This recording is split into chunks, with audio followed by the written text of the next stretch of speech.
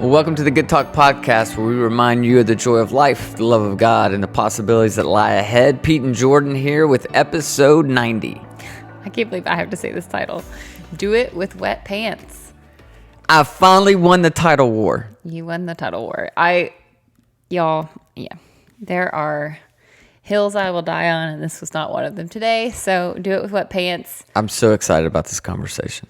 Good. I'm so excited. I think everyone is intrigued by the wet pants comment. Yeah. Hey, before we jump into that, though, how was your Mother's Day, your second Mother's Day? It was great. We were in Georgia. So everyone like in my family lives in Georgia, but I was mentioning my mom because we were there with her for Mother's Day. So it was good. We went to this like little lake restaurant and just hung out. Didn't do much, just outside pretty much all day, but it was good. I got my gifts. If you guys listen to episode 89, we talked about like Pete's biggest gift in life is not gift giving. No. He has a lot of things he's great at, and gift giving is just not your I'm forte. I'm average. I'll let you guys decide if this is average. I told him, I will be honest, at the beginning I was like, don't get me gifts. Well, we were traveling, so. We were traveling, yeah, sure. But I was also like, you don't have to get me gifts. Like, I just love experiences, so I would rather have an experience or whatever else. So, but you did get gifts, which is super nice. I did. Beautiful garden stone with Pepper's handprint in it. So his first gift was a garden stone to get Pepper's handprint, so that we could like put it out in the garden or in the yard or wherever else. Because we actually don't really have much of her like artwork or like hand stuff. Anyway, there's no handprint. No, it failed. There's no handprint. It hardened, but that wasn't my fault. That was actually your fault because you had to get to your brother's house. Well, anyways, he was like trying to do this project the day before Mother's Day, and it was cement, and I guess the cement stuff wasn't like hardening, so she couldn't even put her hand in it. Yeah. And then it hardened. And it was too hard for it, yeah. So anyway that gift failed. That's okay. I admit that. I get that though. Like that's just like out of your control. And then I got you that battery pack. That was awesome. Hold on, you just gave away the biggest like punchline. So I was opening my gifts, and he got me a power bank. Yeah. A power bank. Well, because Pepper has this like Fire TV thing that she likes to watch in the car, but the battery's always running out, and then you don't have a way to charge it because she has to plug it into a wall. But I got you a battery bank so that all times your devices, your phone, all that can be charged if it's ever getting low. I understand the whole point of a power bank. It was a practical gift, and in the mix of one gift was like from Pepper with the handprint. This one was a practical gift that you could use. And then my third gift. Hold on. Stop bouncing around. So the power bank was one thing. Yeah. And not to be totally like bratty, but I already have a power bank. Oh, you did? That we got for like when we went to Disney World. Well, now you have two. But if I'm going to charge something, I might as well charge the tablet. Yeah, charge the tablet, absolutely. But you're going to forget because you often do. And then there's no battery I'll be to in it, the car, and you're stressing out. But I'll be in the car, and then I won't even have the cord because it's in the wall because that's where I charge my tablet. So I won't even have the cord to hook it to your power bank. Listen, I'm going to do a full episode on how beneficial the power bank cord was. I hope so. Anyways, I'm actually just being funny and exaggerating. I love that you thought about that. Yes. But it is very much a Pete Wilson gift on Mother's Day. That's okay. But the third thing was this little box of conversation prompts, which I actually sent you on Instagram because I thought I liked them. It's called like the best self. It's like a little box, and it has hundreds of conversation prompts. And I thought it was fun. I was like, oh, that's cool. Like, I don't know when we'll do it, but it's still kind of neat. So I picked a few. Read like one or two. All right. So we have to answer them. Oh, okay. Well, yeah. Okay. Yeah, I'll do it really quick. How did I make you smile this week? This week? How did you make me smile this week? I would say you made me smile this week watching you play with Pepper. Okay. Nice. That's... All right, one more. Okay. I'll ask this because I think I know the answer.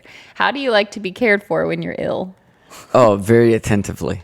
Extremely attentive. I want you by my side 24/7 when I'm sick. And just in case something happens. And wait on you hand and foot. And you probably even want me to talk to you like I talked to Pepper. Like, how are you this morning? Are you feeling better? I wouldn't say I'm that bad, but I do like to be taken care of. I just don't get sick very often. No, you don't. But when I do, I'm going to take full advantage of it.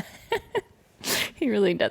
And I always call it like the man flu. Like, it's really not super sick. You're just like, I don't feel good or my head hurts. And you're put out on the couch. Anyways, I'm being hard on you. I'm being hard on you for fun.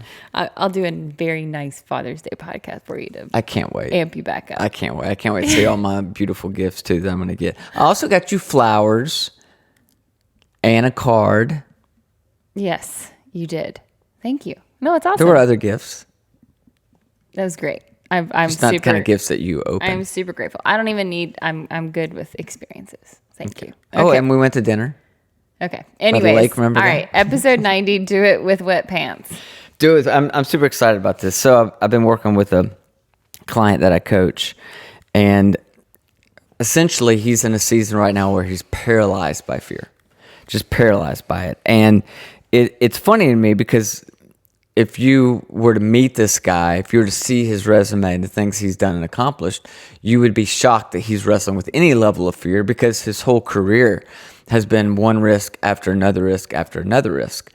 And yet now he finds himself in a position where he is genuinely paralyzed by fear, which brings up a really important point for all of us. Just because you've done something really brave in your life, you conquered a fear, you took a risk, doesn't mean that the next one is going to be that much easier. Mm-hmm. In fact, sometimes the next risk, the next step of faith, that next courageous things you have to do feels just as scary as the very first time you ever took a risk. Right. And part of that is because in this guy's situation, he's got a lot more to lose now, right? His risk feels a little more weighty, even though he's taken tons of them and it has benefited him greatly.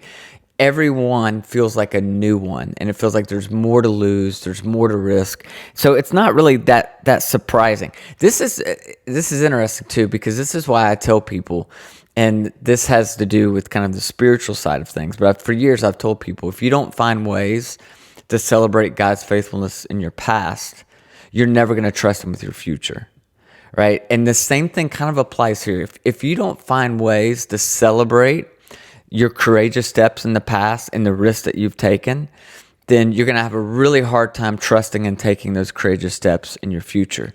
We tend to take those things and then we just move on. Right. We blow past it. And that's why every new risk, every new big step of faith feels huge, even though we've been there so many times throughout our life. Mm-hmm. And it actually worked out most of the time really well for us. Yeah.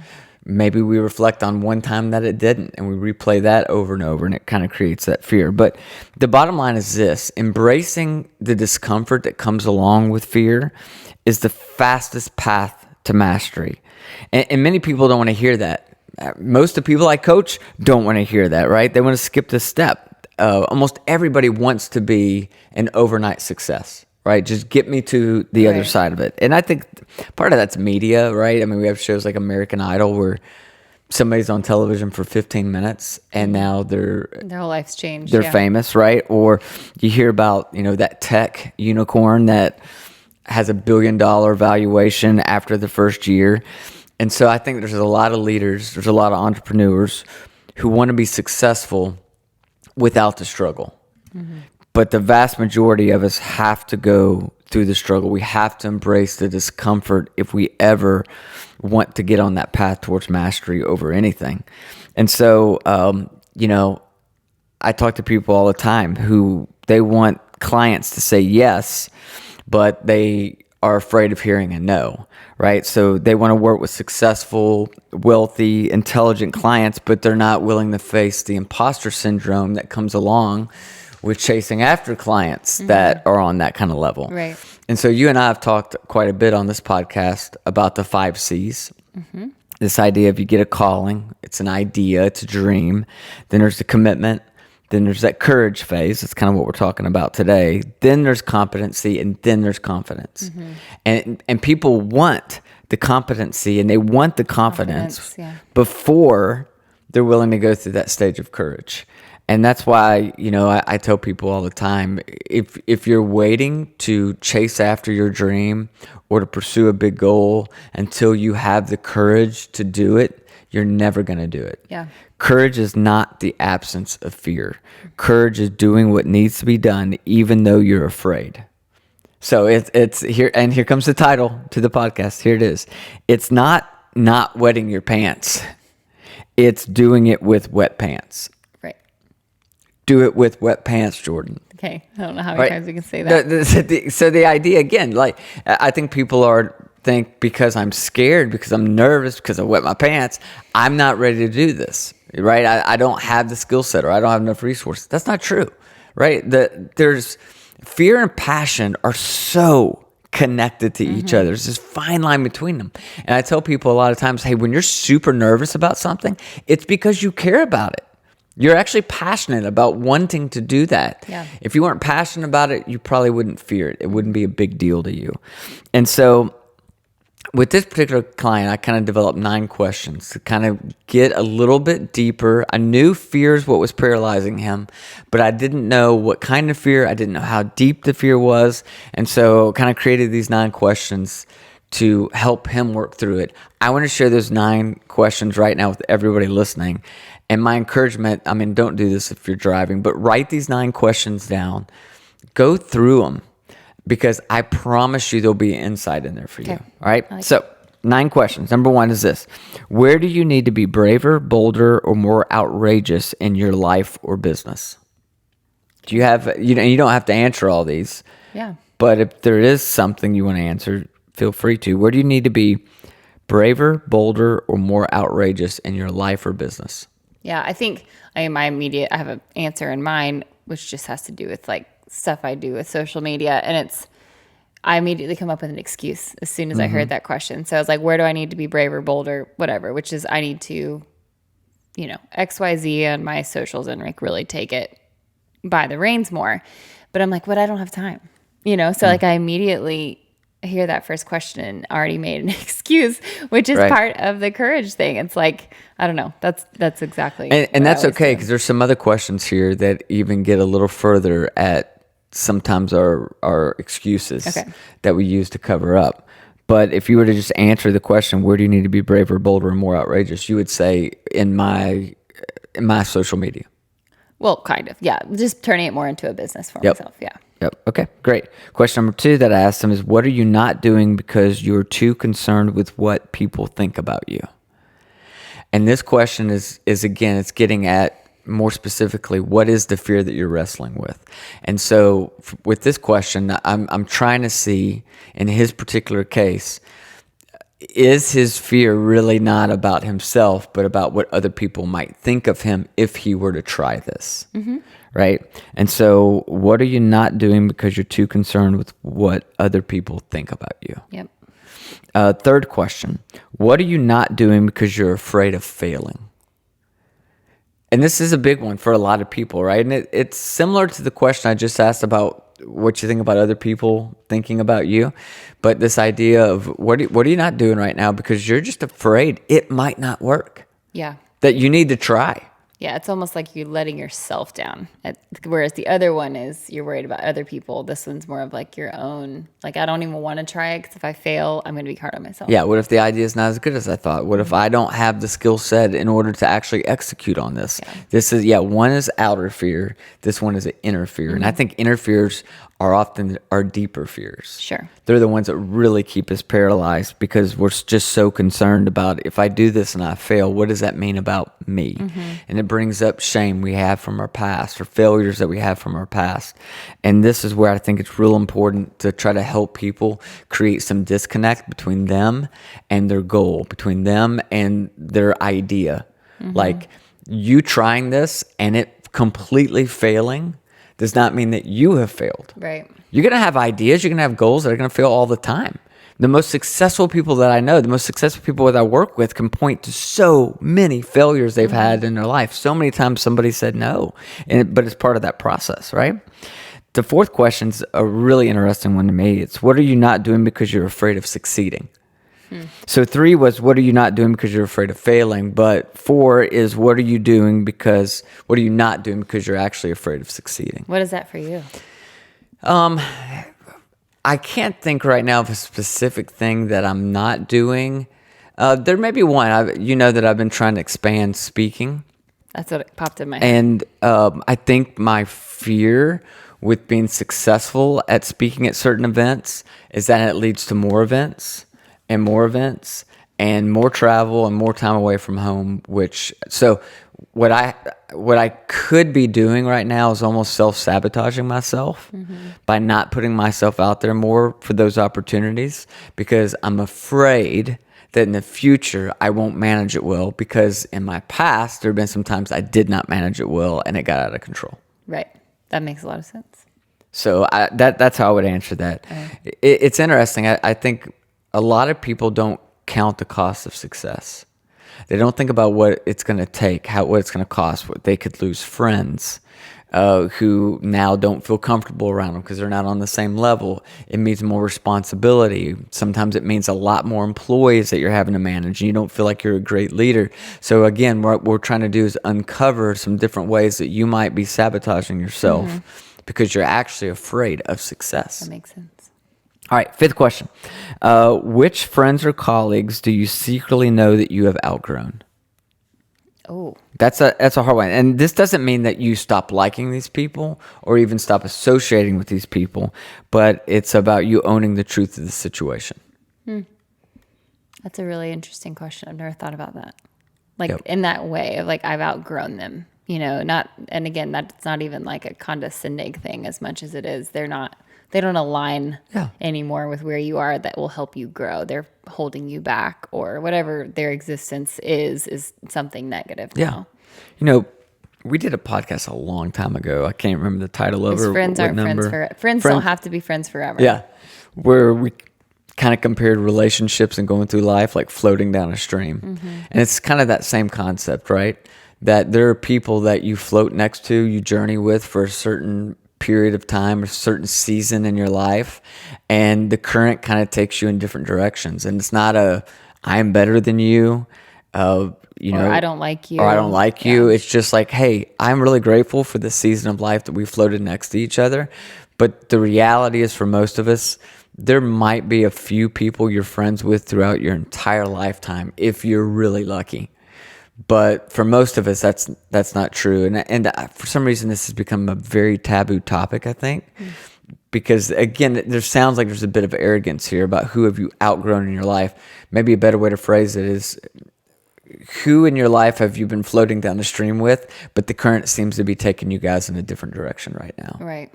And it's time for you to make room around your table for some other people who match closer to the season of life that you're in today. Yeah. And I think that can be done kind of quietly. I think obviously if there is any kind of disruption, you both feel it. Sure. So it's I think I can think of a person in my past who I just started putting distance. Yep. And it wasn't like anything mean or rude. It wasn't hey, I'm putting distance between us. It was just I'm going to stop inviting you to that, or I'm going to stop saying yes to things with you that make me say no to other things that are better for me.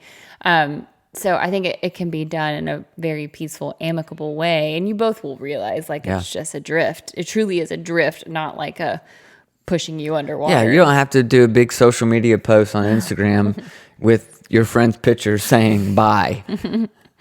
Yeah, it can be done in a really healthy way.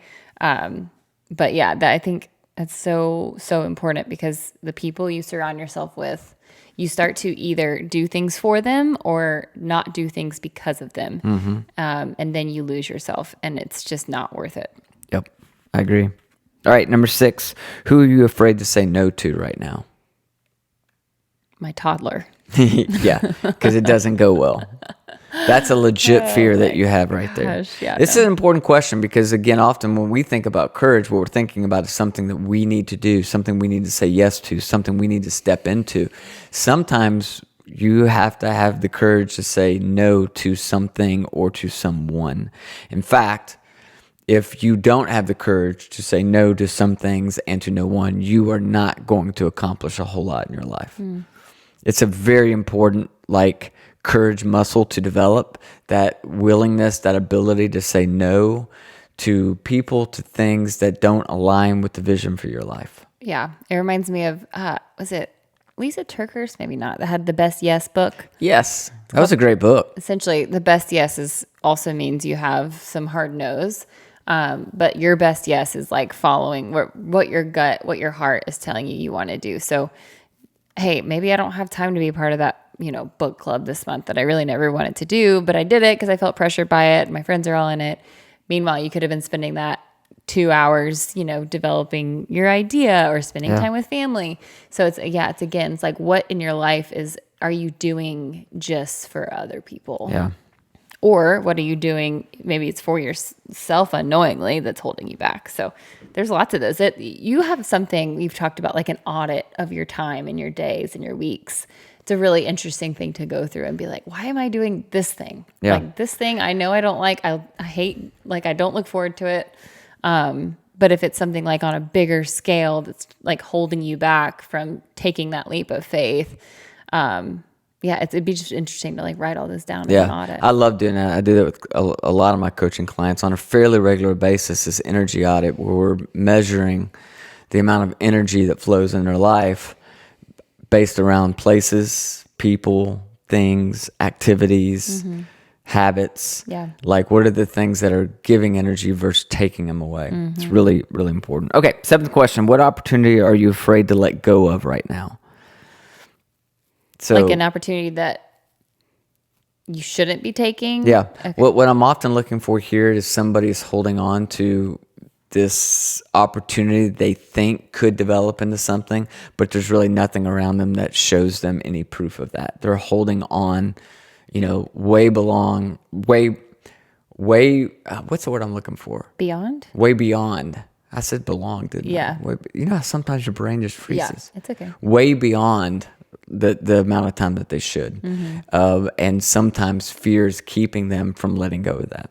Yeah, it reminds me of little projects or little businesses but I'm speaking rhetorically, you would start and it's like, well, I'm going to keep that because it's just it's maybe giving me a little bit of income and I enjoy it.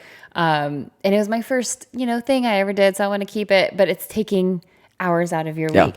I only say that because we have a business that, it's just hanging on. We enjoy it, but it's not where we put a ton of our energy. And those would be one of the things that we need to audit and be like, is this worth our time? Because it's helpful sometimes, but mostly it's taking time that we could use other places. Yeah. This comes up for me in coaching a lot with clients who are moving from a day job to their dream job. And a lot of times they want to hold on to that day job. And I get that. That's safe. That's secure. They can count on that paycheck being there. But then they've got this other thing going that's starting to pick up steam. And sometimes they hold on to the past and that opportunity a little. It's a safety net that they hold on to too long. And it keeps them from experiencing the growth in the area that they really want. Right, because they really can't give it all. Yep. Question Sense. number 8, one of my favorite questions is, what are you tolerating right now in your life? That usually gets me into some deep levels of fear with people when they talk about, what are you tolerating? They'll be like, I'm tolerating drinking 2 glasses of wine every night. Be like, okay, well, why do you think you're tolerating that? Well, because I'm afraid that I won't be any fun if I don't drink the 2 glasses of wine, or I won't be able to unwind if I don't. And then it's like this onion that starts peeling off all these layers to get down to some core root fear that they have. And often the things that we're tolerating in our life, they're not necessarily bringing us joy. They're not moving us closer to our goals. We hold on to those for some fear-based reason. I'm trying to think of what that would be for me. I don't know. I'd have to put some thought on that. I'd say Emily in Paris for me. I'm tolerating that in my life right now. I was just trying to get him watching the show. I think it's so cute. But yeah, you're doing that for me. Yeah, that is you loving me. And then 9 is, how are you not dreaming big enough? That's just kind of the last one to kind of really help them unpack so many of the other things we've already probably unpacked in the first 8 questions. It's like, okay, now that we addressed this and we addressed that, we got this in alignment. Where in your life are you not dreaming big enough? Yeah, where could you go bigger? Yeah. Yeah. So I just think it's important. I think that in life, fear so often keeps us from moving forward and doing the things that we've really felt called to do. You and I just kind of we're super excited. Had a dream for years now to build a barn dominium on the farm, so that people could come and actually enjoy it and stay on our farm, and we'll Airbnb it. We've talked about this for years. We're finally taking those steps. We've met with construction people. We've got an idea. We've almost got the plans. And I just think about, I'm so excited about it, but I allowed fear to keep me from doing this for so long.